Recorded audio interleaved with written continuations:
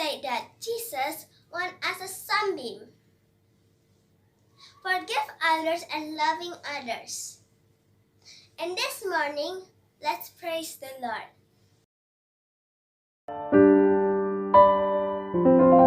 I am here because of your grace. I am here because of your love, Lord Jesus. I am so thankful for your grace abounds to me. Thank you, Jesus, Jesus,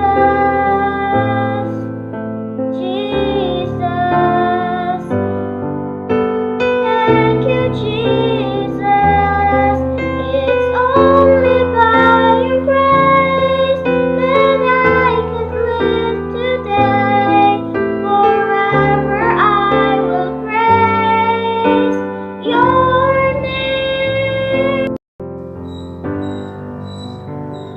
Friends, let's mention our memory first. You gave me life and showed me kindness, and in your providence watch over my spirit. Matius 10 ayat 12. Hidup dan kasih setia kau karuniakan kepadaku, dan pemeliharaanmu menjaga nyawaku.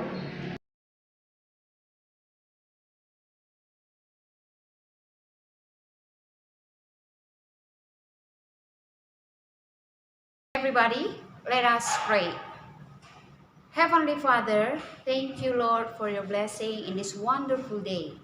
Father, in this day, we want to listen your words. Help us to understand and guide us and make us be able to be a good listeners, and we can do all your words in our daily life. Thank you, Father. In the name of Jesus Christ, we are ready to listen your words. Amen.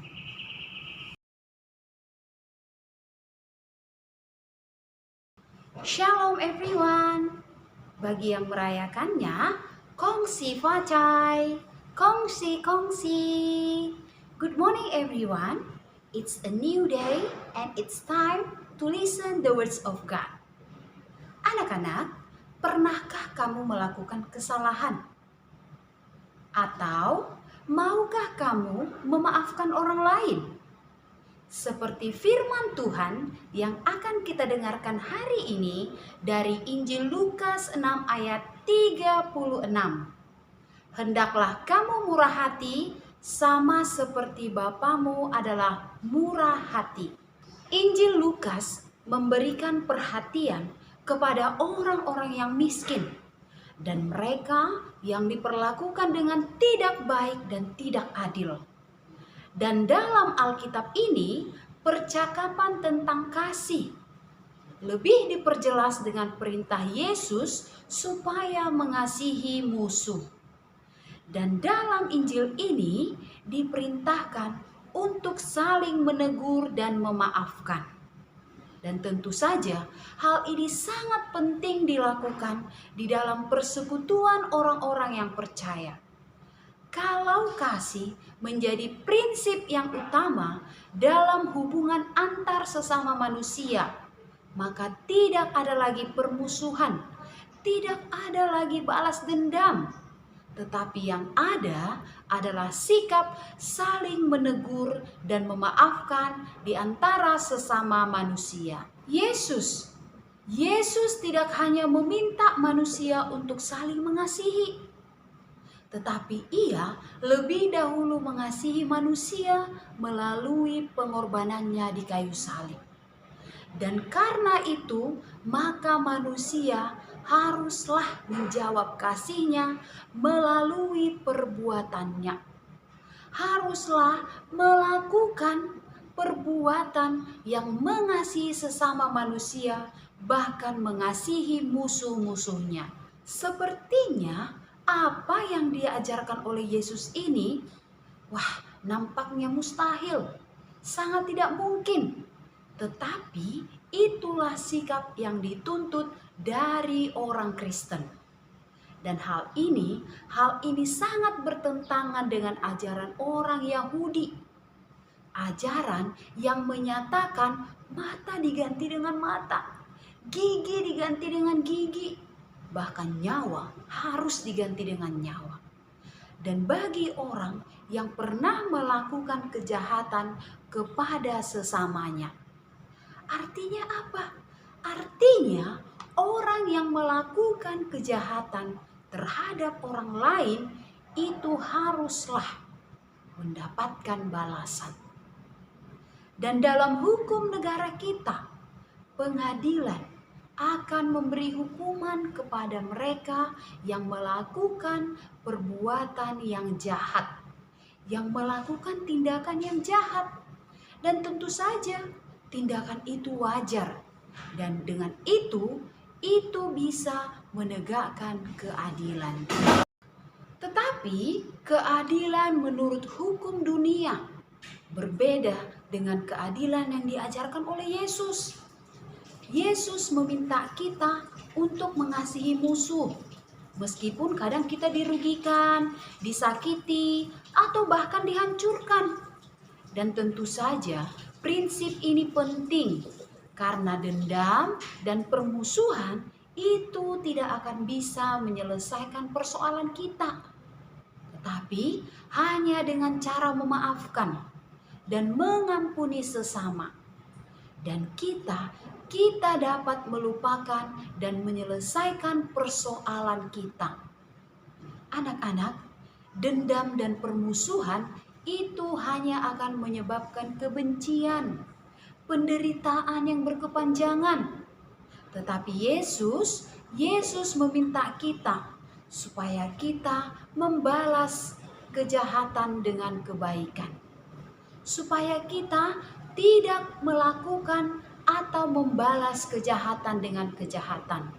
Melainkan yang lebih jauh lagi, kita diminta dan kita harus mengasihi musuh. Yesus memerintahkan, kasihilah musuhmu. Kasihilah musuhmu. Dan itu artinya kita harus mengampuni, memaafkan kesalahan. Dan bahkan kita harus bisa melupakan kesalahan orang lain. Tetapi melupakan kesalahan orang lain tidak berarti kita setuju terhadap apa yang telah dia lakukan. Dan kita mengingatkan orang itu bahwa perbuatannya itu sudah merugikan orang lain. Dan dengan hati yang tulus kita memaafkan perbuatannya itu. Yesus mengajar kita tentang cara hidup yang berbeda. Lalu, bagaimanakah tindakan kamu? Apa yang harus kamu lakukan kepada teman atau orang lain yang mungkin melakukan kesalahan kepada kamu?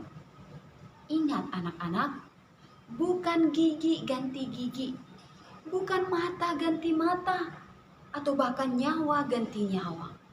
Tetapi Yesus mengajar kita untuk tidak membalaskan dendam, untuk tidak melakukan kejahatan kepada orang yang telah melakukan kesalahan.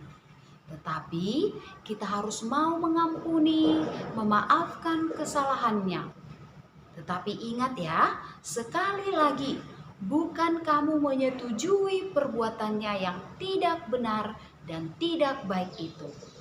Kita harus tetap mengingatkan orang itu bahwa perbuatannya itu tidaklah benar dan perbuatannya itu tidak baik, atau bahkan perbuatannya itu sudah merugikan orang lain. Dan kiranya Allah yang Maha Kasih, seperti yang dinyatakan dalam diri Yesus, memenuhi kita sehingga kita bisa menyatakan kasih itu kepada sesama. Kasih itu kepada orang lain, kepada orang tua, guru, saudara, teman, siapapun. Dan kiranya hendaklah kamu murah hati sama seperti Bapamu adalah murah hati. Sampai di sini firman Tuhan hari ini. Mari kita berdoa. Lipat tangannya, tutup matanya, tundukkan kepalanya. Bapa di dalam surga, terima kasih ya Tuhan untuk firman Tuhan hari ini. Pagi ini kami diingatkan kalau kami harus mau memaafkan orang lain, bukan membalas kejahatan dengan kejahatan. Tuhan, kami sudah lebih dulu Tuhan ampuni lewat pengorbanan Tuhan di kayu salib. Untuk itu Tuhan, dengan semua yang telah Tuhan lakukan, kami juga mau belajar, mau mengampuni orang yang bersalah kepada kami. Tetapi kami tidak setuju dengan perbuatan yang tidak baik itu, dan kami harus saling mengingatkan antara satu dengan yang lain. Supaya kami menunjukkan bahwa kami adalah orang-orang Kristen yang percaya kepada Tuhan dan melakukan apa yang Tuhan perintahkan di dalam hidup kami. Terima kasih Bapa di surga, kami mau hidup saling berdamai, kami mau hidup saling mengasihi meskipun kami berbeda dengan orang lain. Terima kasih ya Bapa di surga, berkati kegiatan kami sepanjang hari ini, pembelajaran kami serahkan dalam tangan pengasihan Tuhan. Kiranya Tuhan menolong kami. Di dalam nama Tuhan Yesus Kristus, kami sudah berdoa dan mengucap syukur. Amin.